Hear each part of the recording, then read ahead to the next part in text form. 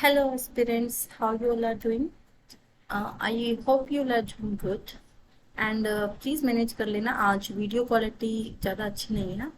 But मेरा video बनाने का पर्पस मुझे अपनी कुछ बातें बतानी थी जो मैं आप सबको बताना चाहती हूँ। First of all, as we all know that R S P F U means result and final result have came and many congratulations to those persons who have cleared it. So talking about my result, bad luck my कुछ भी बोलो, मेरा clear नहीं हुआ है। हालांकि मुझे कहीं ना कहीं थोड़ी बहुत उम्मीद थी कि I could clear it, but it's okay. शायद अभी उस लायक नहीं हुआ है कि एग्ज़ाम निकले हमें जॉब मिले। बट मेरे बारे में बात करें तो मुझे as we all know that कि सभी एग्जाम्स इस ईयर के और सभी एग्जाम्स फिनिश हो चुकी है and now next exams are going to come. So और मेरे एग्जाम्स की बात करें तो मैं हर एग्जाम में बिल्कुल पॉइंट से रही हूँ। और अगर 1 मार्क्स से रहे, 2 मार्क्स से रहे, वो भी कहीं ना कहीं डाइजेस्ट हो जाता है कि हम 2 मार्क्स से रहे। बट मेरे केस में हर बार ऐसा हो रहा है कि मैं पॉइंट पे आके रह रही हूँ और वो चीज़ मुझे बहुत हर्ट कर रही है, बहुत ज़्यादा हर्ट हो रही है। बट फ्रेंड्स, इसका मतलब ये नहीं है कि हम डिप्रेशन में आके बैठ जाए और आगे अपनी स्टडी ही ना करें। लोग तो 6 6 साल, 8 8 साल भी दे देते हैं अपनी स्टडीज को। मेरे बारे में बात करें, मेरा मेरा जस्ट ये 1.5 ईयर हुआ है, मुझे इन 2 ईयर्स लगा लो, मुझे 2 ईयर्स हो गए प्रिपेयर करते हुए। So now I am entering third year.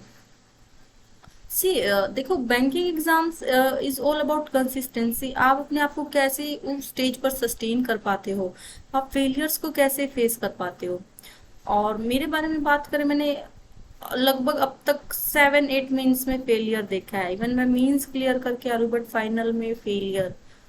So I think मुझसे ज़्यादा फेलियर मुझे लग नहीं रहा किसी ने देखे होंगे। 7 8 फेलियर मैं अभी देख चुकी हूँ अपनी बैंकिंग प्रिपरेशन की जर्नी में। प्री क्लियर हो गया, पहले प्री क्लियर हुआ। Last year S B A P O का मेरा प्री क्लियर हुआ था, मीन्स का मुझे कोई आइडिया नहीं था तो मैंने मीन्स का अटैम्प्ट दिया, मुझे कुछ भी आइडिया नहीं था। बट इस बार मैंने प्री क्लियर किया, मीन्स क्लियर किया, इंटरव्यू दिया, बट फाइनल में आउट हुई। R R B P O भी मेरा ये फर्स्ट टाइम मैंने एग्जाम दिया था, ये भी मैं फाइनल में आउट हुई थी। कहीं ना कहीं हर्ट भी हो रहा है बट एक मोटिवेशन की तरह लेके चलो कि हम इतनी जल्दी यहाँ से यहाँ तक पहुँच गए।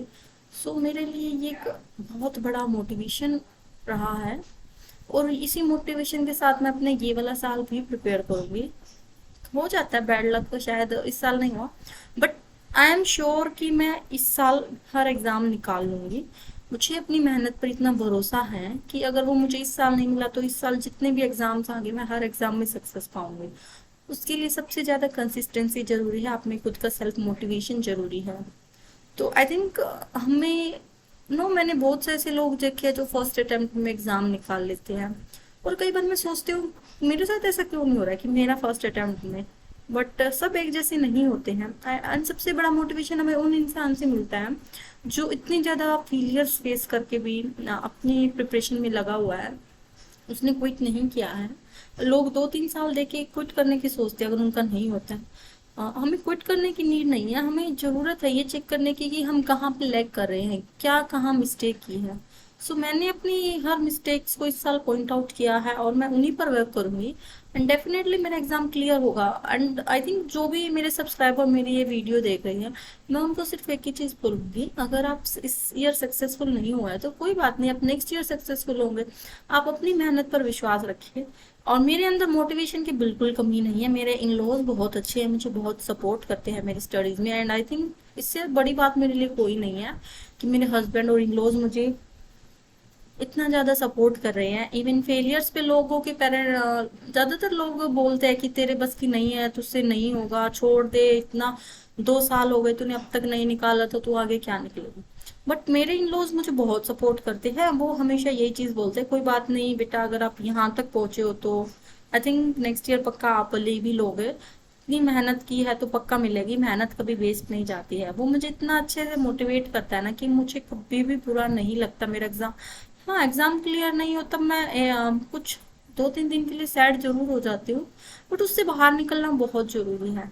अगर आप उस चीज को लेकर सैड बैठे रहोगे ना, उस चीज का कोई भी फायदा नहीं है। आई थिंक आप सबको अब अपने इस ईयर के आने वाले प्रिपरेशन स्टार्ट कर देनी चाहिए। और फ्रेंड्स, अगर मैं अपनी बताऊं तो ये जो ईयर्स है, अपने मंथ है, मई जून जुलाई, ये सबसे इम्पोर्टेंट 3 मंथ्स है आपके पास। अगर आपको इस साल के एग्जाम्स निकालने हैं तो आपको इन 3 मंथ्स में अपना बेस्ट प्रिपरेशन करनी होगी, क्योंकि हमें सबको पता है कि अगस्त में हमारे एग्जाम स्टार्ट हो जाएंगे और फिर हमें टाइम नहीं मिलेगा प्रिपरेशन करने के लिए भी, हमें उस टाइम सिर्फ रिविजन करने के लिए टाइम मिलेगा। सो आप अपना ये 3 मंथ्स को अच्छे से यूटिलाइज कीजिए, ये बहुत जरूरी है आपके यूटिलाइज होने। अगर आप इन 3 मंथ्स में अपने आप को सस्टेन कर गए तो श्योर आप हर एग्जाम्स निकाल लोगे। सो बेसिकली मेरे बारे में बात करें, मैं अभी आरपी असिस्टेंट को टारगेट कर रही हूँ, क्योंकि I think near B exam यही है। मैंने ईपीएफओ एसएस से भी भरा है, हालांकि मेरा एसएस से फील्ड नहीं है, बट फिर भी मैंने भर दिया है। हाल वो फ्री था इसलिए मैंने भर दिया है। एंड मैं उसको कोई मॉक टेस्ट नहीं दे रही हूँ, मैं सिर्फ जस्ट उसका एग्जाम देने जाऊंगी। सो लेट्स सी फ्रेंड्स, क्या रहेगा, बट मैं इस साल अपना बेस्ट दूंगी और मैं हार नहीं मानूंगी। और मेरे बारे में बात करें तो मैं अभी आरपी असिस्टेंट के मॉक्स डेली बेसिस पर दे रही हूँ, प्री के मॉक्स भी दे रही हूँ, और साथ में मैं मीन्स की पीडीएफ्स भी लगा रही हूँ सॉल्व करने के लिए। सो आप सब भी मीन्स पे ज़्यादा फोकस कीजिए, प्री का डेली देते रहिए, but side by side means करना बहुत जरूरी है फ्रेंड्स। अल्टीमेटली प्री निकाल लोगे तो मीन्स में रह जाओगे, जो निकालना है वो मेंस निकालना है, तो आप मेंस पर फोकस कीजिए। एंड मेंस जैसे ही आपका अच्छा हुआ, आपका हर एग्जाम निकल जाएगा।